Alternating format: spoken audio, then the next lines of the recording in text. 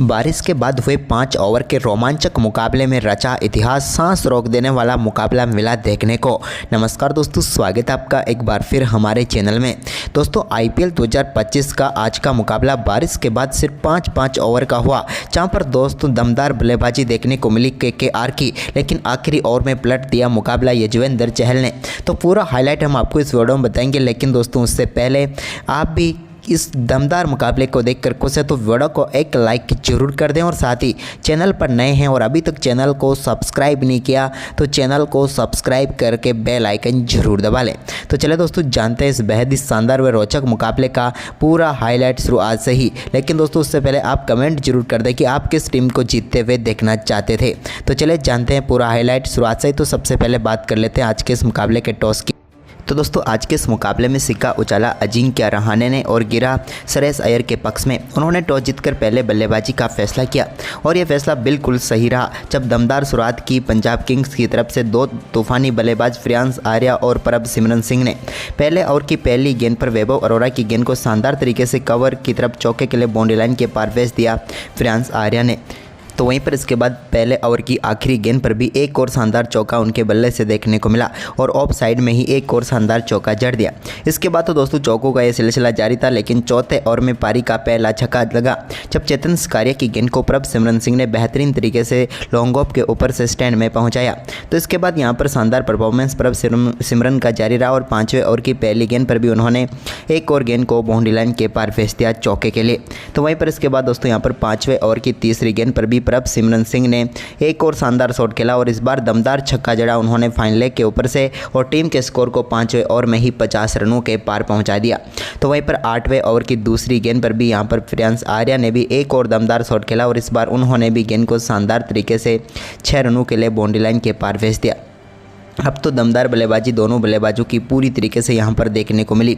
कोई भी गेंदबाज इन दोनों बल्लेबाजों के सामने टिक नहीं पा रहा था। हालांकि स्पिन गेंदबाजी ने थोड़ी देर अटैक जरूर किया, लेकिन इसके बाद एक बार फिर जब हर्षित राणा गेंदबाजी करने आए तो 10वें ओवर की चौथी गेंद को स्टैंड में पहुंचा दिया शानदार तरीके से 73 मीटर दूर यहाँ पर फ्रांस आर्या ने। इसके बाद 10वें ओवर की 5वीं गेंद पर फ्रांस आर्या के बल्ले से निकले एक और शानदार चौके के साथ ही दमदार बल्लेबाजी करते हुए उन्होंने अपना बेहतरीन अर्धशतक पूरा कर लिया। टीम के लिए दमदार बल्लेबाजी यहाँ पर फ्रांस आर्या की रही। इसके बाद 11वां ओवर डालने आए सुनील नारायण की पहली गेंद पर भी उन्होंने एक और बड़ा शॉट खेला और गेंद को 6 रनों के लिए बाउंड्री लाइन के पार भेजा लॉन्ग ऑन के ऊपर से और 75 मीटर का शानदार छक्का जड़ दिया। तो वहीं पर इसके बाद दोस्तों यहाँ पर प्रभसिमरन सिंह ने भी 11वें ओवर में एक शानदार तरीके से लेफ्ट हैंडर बल्लेबाज बन गए राइट से और शानदार तरीके से यहाँ पर बेहतरीन छक्का जड़ दिया। यहाँ पर दोस्तों दोनों बल्लेबाजों ने दमदार बल्लेबाजी दिखाई।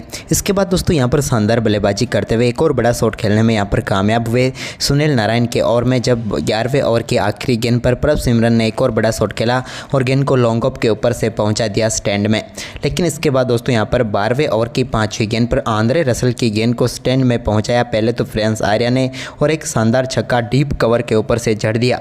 लेकिन इसके बाद 12वें ओवर की 5वीं गेंद पर फ्रांस आर्या एक और बड़ा शॉट खेलने के लिए गए, लेकिन यहाँ पर वैभव अरोड़ा ने शानदार कैच पकड़ा और फ्रांस आर्या की दमदार बल्लेबाजी समाप्त हुई, जहां पर उन्होंने 35 गेंदों का सामना किया और वो 69 रन बनाकर पेविलियन लौटे। इसके बाद दोस्तों यहाँ पर 13वें ओवर की दूसरी गेंद पर प्रभसिमरन ने चेतन सकारिया की एक और गेंद को शानदार तरीके से बाउंड्री लाइन के पार भेजा थर्ड मैन की तरफ और शानदार बल्लेबाजी करते हुए अपना बेहतरीन अर्धशतक पूरा कर लिया। प्रभसिमरन की एक और दमदार पारी यहाँ पर देखने को मिली। इसके बाद चेतन सकारिया के इस ओवर में बल्लेबाजी दमदार की उन्होंने और 13वें ओवर की चौथी गेंद को सीधे पहुंचा दिया स्टैंड में और एक और दमदार छक्का जड़ दिया। इसके बाद तो दोस्तों यहाँ पर वरुण चक्रवर्ती के ओवर के 14वें ओवर की चौथी गेंद पर भी एक और दमदार छक्के के साथ गेंद को स्टैंड में पहुंचाया मिड विकेट के ऊपर से। तो वहीं पर इसी ओवर में उनकी शानदार बल्लेबाजी जारी रही और एक और शानदार चौका उन्होंने जड़ दिया। यानी कि पूरी तरीके से अब डोमिनेट कर रहे थे प्रभसिमरन इस मुकाबले को, क्योंकि उनकी दमदार पारी में हर तरफ शॉट देखने को मिल रहे थे। लेकिन इसके बाद दोस्तों यहाँ पर 15वें ओवर की तीसरी गेंद पर वैभव अरोड़ा ने यहाँ पर पेविलियन भेज दिया प्रभसिमरन सिंह को। यहाँ पर प्रभसिमरन सिंह का कैच सीधे पहुँच गया रोमन पावेल के हाथ में और वैभव अरोड़ा ने बड़ी सफलता दिला दी। 49 गेंदों का सामना करते हुए शानदार 83 रन बनाकर प्रभसिमरन पेविलियन लौट गए। तो वहीं पर इसके बाद दोस्तों यहाँ पर 17वें ओवर की तीसरी गेंद पर ग्लेन मैक्सवेल ने एक शानदार चौका जरूर लगाया, जहां पर रिवर्स स्वीप के जरिए उन्होंने गेंद को बैकवर्ड पॉइंट की तरफ बाउंड्री लाइन के पार भेजा। लेकिन इसी ओवर की चौथी गेंद पर वरुण चक्रवर्ती ने शानदार वापसी करते हुए ग्लेन मैक्सवेल को बोल्ड करके पेविलियन भेज दिया। मैक्सवेल को तो यह तक पता नहीं चला कि यहाँ पर गेंद कब उनके पास से निकलकर सीधे स्टंप पर जाकर लगी। वहीं पर इसके बाद दोस्तों यहाँ पर शानदार बल्लेबाजी श्रेयस अय्यर ने अंत में जरूर दिखाई, लेकिन यहाँ पर वो भी आंद्रे रसल के सामने एक ही छक्का लगा पाए 18वें ओवर की आखिरी गेंद पर, जब उन्होंने लॉन्ग ऑन के ऊपर से गेंद को 6 रनों के लिए बाउंड्री लाइन के पार भेज दिया। लेकिन इसके बाद दोस्तों 19वें ओवर की तीसरी गेंद पर मार्को येंसन को भी वैभव अरोड़ा ने चलता किया। काफ़ी गेंद खेलने के बाद बल्ले पर गेंद लगी यहाँ पर मार्को येंसन की और लगी जो भी सीधे पहुंच गई वेंकटेश अय्यर के हाथ में और वैभव अरोड़ा ने यहाँ पर सफलता दिला दी।